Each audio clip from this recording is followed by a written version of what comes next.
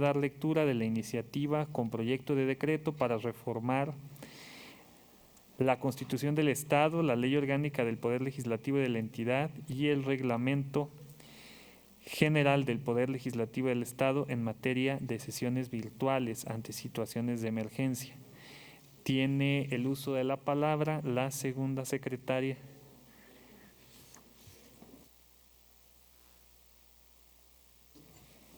El diputado Eduardo Rodríguez Ferrer.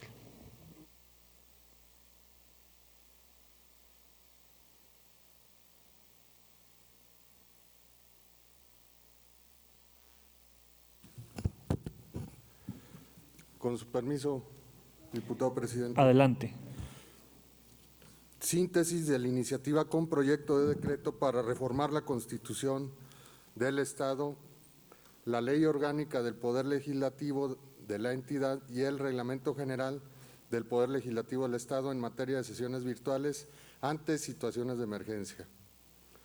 A finales de 2019 se presentó en China, particularmente en la provincia de Wuhan, un brote con propiedades epidémicas de un nuevo virus denominado SARS-CoV-2, que es causante del COVID-19. En México, la Secretaría de Salud confirmó el primer caso de este virus el 28 de febrero del 2020 y el 11 de marzo del 2020 la Organización Mundial de la Salud, OMS, declaró como pandemia el brote surgido en China debido al alto número de contagios y víctimas alrededor del mundo. El 24 de marzo del 2020, las autoridades mexicanas declararon fase 2 de la pandemia, con lo cual inició una etapa de prevención, atención y combate al virus. En esta fase, el Gobierno de México declaró el cierre de actividades no esenciales y de afluencia masiva. Este es el panorama general que hasta el momento tenemos en prácticamente todo el país. La OMS ha dicho que ante este enemigo silencioso, los sectores de la población más vulnerables son los adultos mayores y quienes padecen enfermedades cardiovasculares, hipertensión, diabetes, enfermedades respiratorias crónicas y algún tipo de cáncer. Entre los principales síntomas de este nuevo virus se encuentra la fiebre, cansancio, tos seca, dolores, congestión nasal, rinorrea, dolor de garganta o diarrea, mismos que varían según la persona y que aparecen de manera leve y gradualmente dependiendo del sistema inmunológico.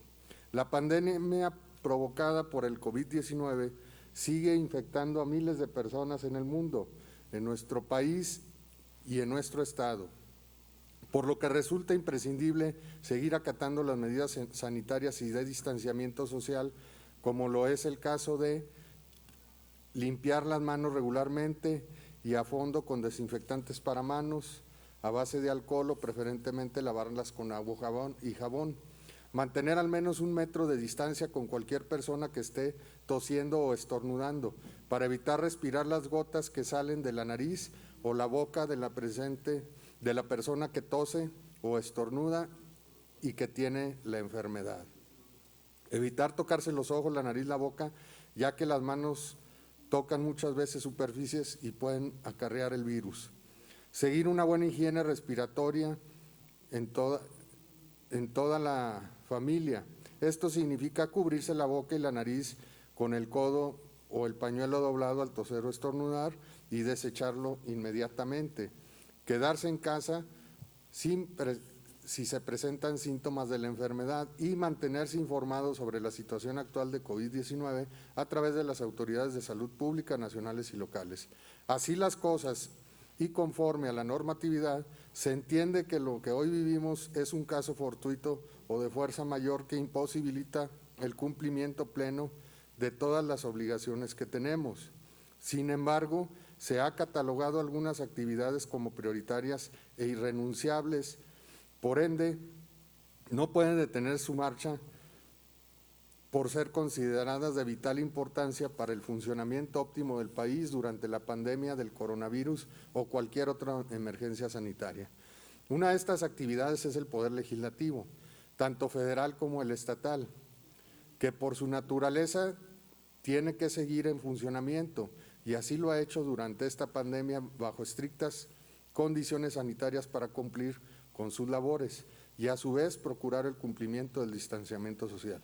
Sin embargo, algunas de estas medidas que se han tomado han sido al margen de la ley, debido a que estas restricciones en las actividades no se encuentran respaldadas por el marco normativo del Poder Legislativo. Por ejemplo, en el Poder Legislativo del Estado de Zacatecas se han llevado a cabo reuniones de comisiones a través de medios tecnológicos, por lo que se puede decir que la inasistencia física no ha sido una limitante para continuar con las actividades inherentes a nuestras responsabilidades, pues con las tecnologías de la información se ha podido continuar el trabajo vía remota, tanto en el Pleno como en las comisiones. En este tenor, gracias a las tecnologías de la información, podría ser viable para los integrantes del Poder Legislativo sesionar vía remota en plataformas de comunicación unificadas, sin afectar el curso de la agenda legislativa de cada legislador o legisladores, o bien de los grupos parlamentarios. Ustedes recordarán aquel pasaje de la novela 100 años de soledad, cuando Melquíades pregonaba que la ciencia ha eliminado distancias y remataba señalando que dentro de poco el hombre podrá ver lo que ocurre en cualquier lugar de la tierra sin moverse de su casa. La pandemia y sus consecuencias sanitarias ponen a debate la perspectiva añeja de la representación popular presencial, cuyos orígenes posiblemente encuentran fundamento en las circunstancias contextuales que dominaron la historia del Parlamento. Pero hoy las tecnologías de la información plantean la posibilidad de interactuar desde cualquier parte del mundo sin la necesidad de estar presentes, y lo permiten en tiempo real, planteando posibilidades de interacción inimaginables para generaciones anteriores.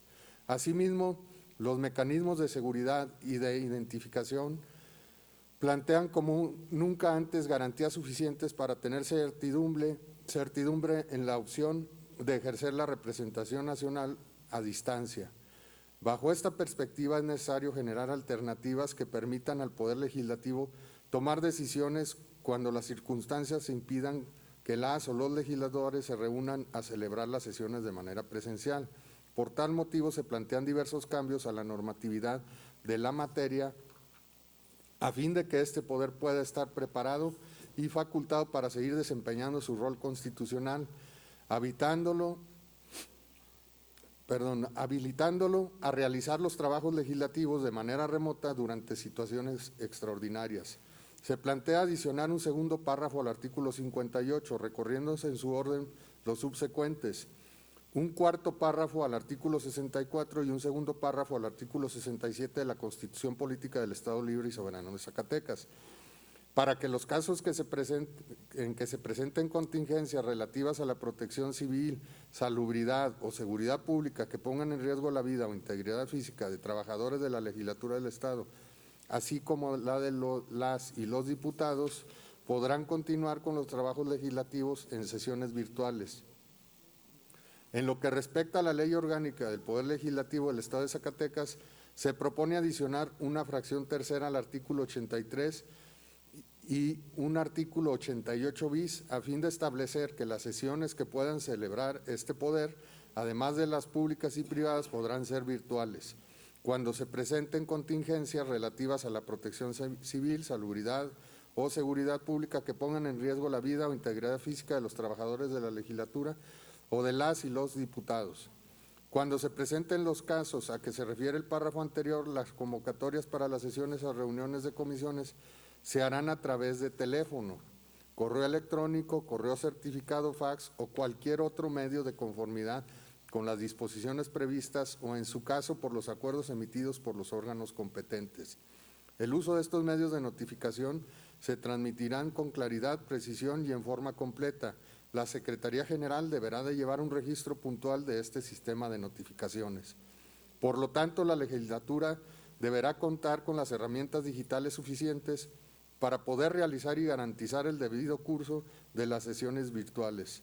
Los cambios propuestos al Reglamento General del Poder Legislativo de la entidad consisten en adicionar un segundo párrafo recorriéndose en su orden las subsecuentes al artículo 40, un párrafo al artículo 44, un segundo párrafo al artículo 48, un segundo párrafo al artículo 54 y un segundo párrafo al artículo 62, la fracción 4 recorriéndose en su orden las subsecuentes al artículo 79, una fracción tercera al artículo 80 y reformar el primer párrafo del artículo 83, así como adicionar un artículo 200 bis y la fracción 44ª para recorrerse en su orden las subsecuentes al artículo 246. Ello traerá como consecuencia el poder dotar a esta Asamblea de las herramientas legales para llevar a cabo sesiones virtuales con un marco claro y tomando en cuenta los diferentes órganos de gobierno de esta legislatura. Así, por ejemplo, la Secretaría General tendrá entre sus atribuciones la posibilidad de contar con un software que permita la comunicación a distancia de las y los legisladores para poder llevar a cabo los trabajos legislativos de forma virtual.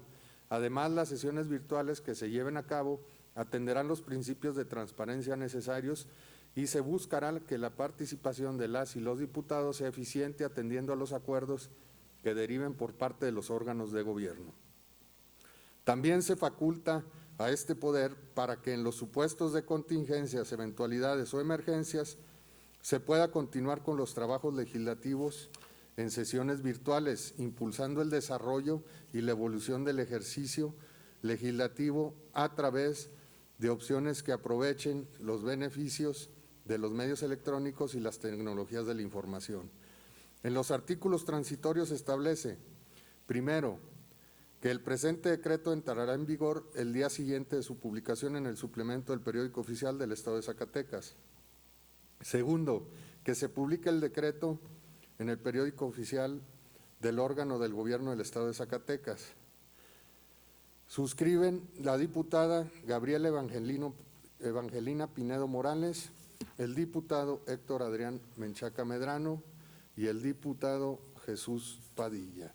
Zacatecas, Zacatecas, a 15 de julio del 2020. ¿Es cuánto, diputado presidente? Muchas gracias, diputado. La iniciativa leída se turna para su estudio y dictamen a la Comisión de Puntos Constitucionales. Continuando con